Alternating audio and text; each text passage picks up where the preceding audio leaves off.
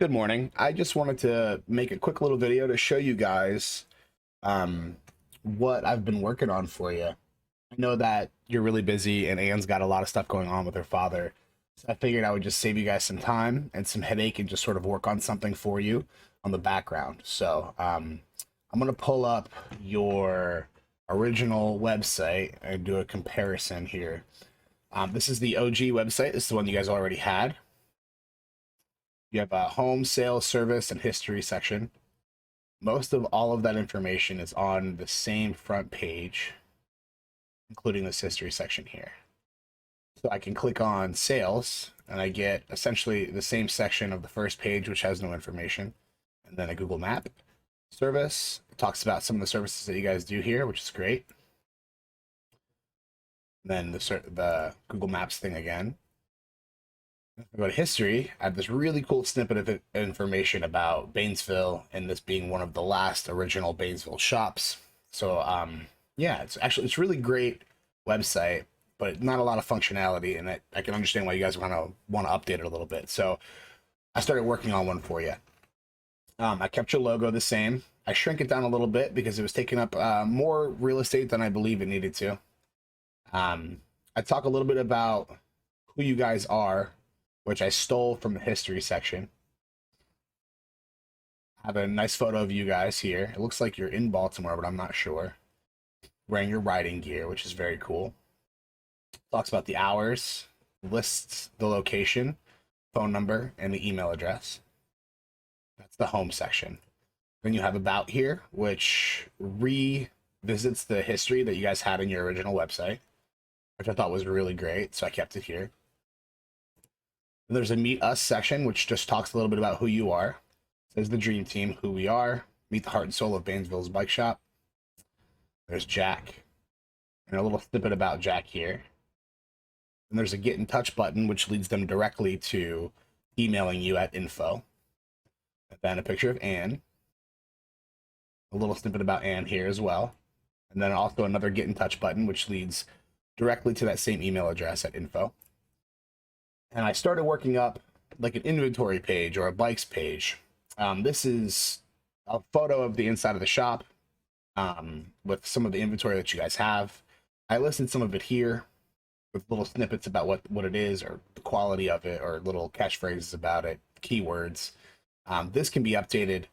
There can be a lot more photos. There can be pricing. There could be all kinds of really great pieces of information here about the inventory that you guys have. But I just mocked this up real quick to give you an idea of what it might look like if we were to list some of your inventory online so people know what you have in the shop. Then I put here a quick little rate us section so people can list their names, their email address, and they can write you a little review. We can later publish that on this same page. And this gives you guys some real feedback from your clients, which I think is really useful.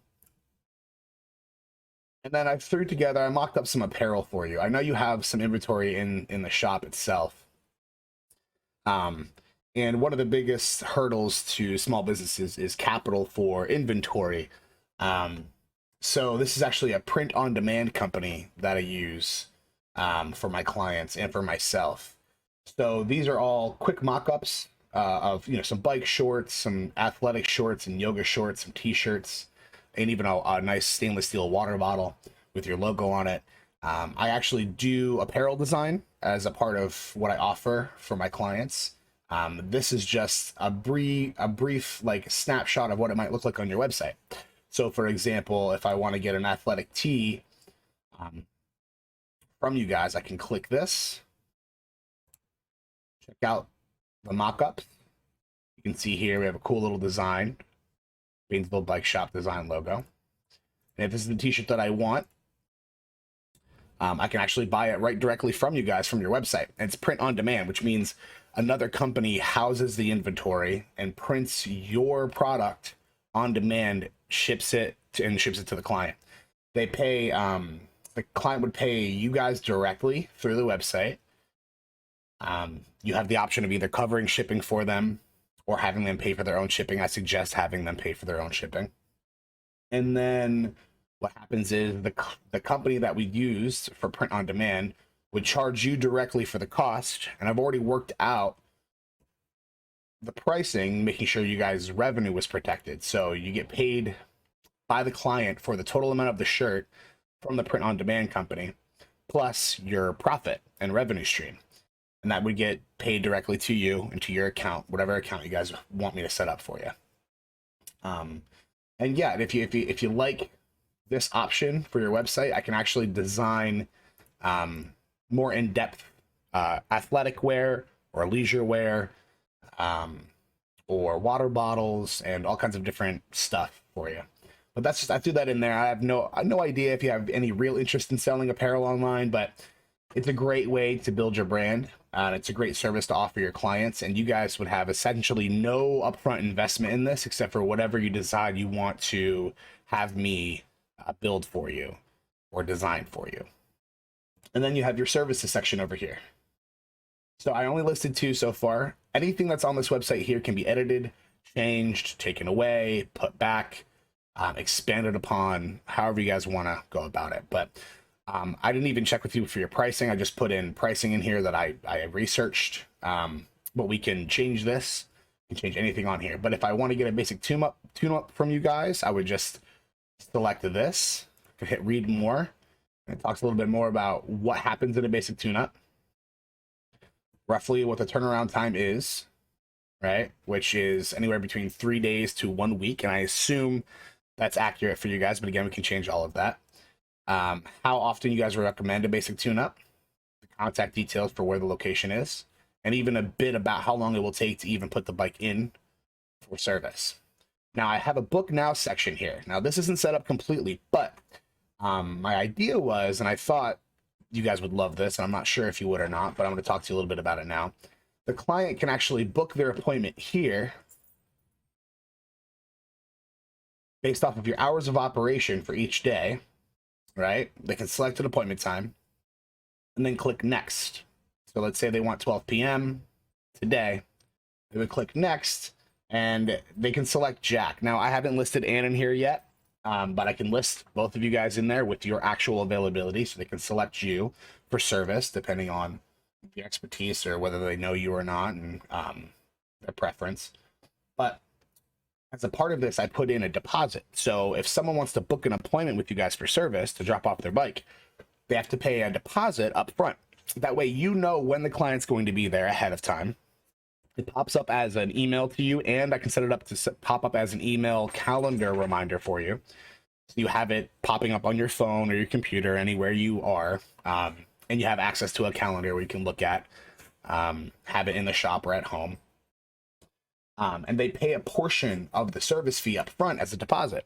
And when they get there, after you guys talked about what needs to happen with the bike and how long it's going to take, and they decide to drop it off for service, then they pay the rest of the deposit for the service fee. Or maybe they have to pay for parts, or maybe they have to pay for an upsell, or maybe you decide to sell them a bike. Either way, this makes sure that you guys are paid for the time that you're available for each one of your appointments, which kind of secures some of your bottom line. Again, we don't have to do it this way. We can change all of this, but I thought that might be nice to have it sort of laid out for you ahead of time. But yeah, that's the website as it is. As you can see in the comparison, it's got a lot of the functionality that you would hope to have had on the original website, actually built in. We can change anything that's on here. Part of what I do is build up a mock website based off of what I think the client might need, and then we can adjust it from there. So I just wanted to make sure you guys had a preview of what I've been working on for you, in hopes that I could save you some time and some hassle, because I know you have a lot going on right now. I'm gonna make a little video here and edit it and upload it to my YouTube and share it with you guys via email. And then I'm gonna swing by in the next day or two, just chat a little bit about it and take some notes about what you would like to have changed, and we can go from there.